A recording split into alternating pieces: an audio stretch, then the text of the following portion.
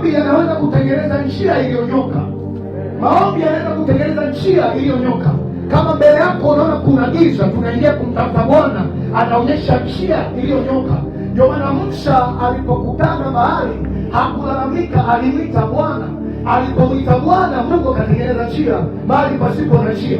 Kwa hata pale unapoona hakuna njia, tunachokifanya sisi watumishi wa Mungu, hatuendi kuwalalamikia watu, hatuendi kuwalaumu watu, no. Tunakuja mbele za Bwana, tunapiga magoti, tunalia mbele za Bwana, maana huyo ndiye baba yetu. Hata kama wewe ni yatima, usilie kwa sababu unajua kuna baba aliye zaidi ya baba, ambaye ni Yesu Kristo.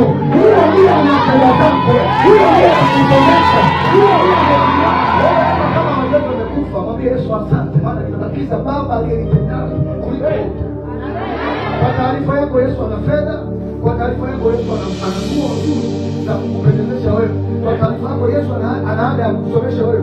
Wewe kikubwa, mtumishi wa Mungu, wewe omba.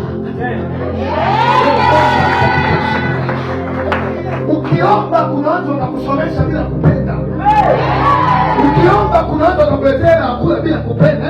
Hiyo hakuwalazimishi. Ukiomba kuna watu watakulipia ada mpaka chuo kikuu.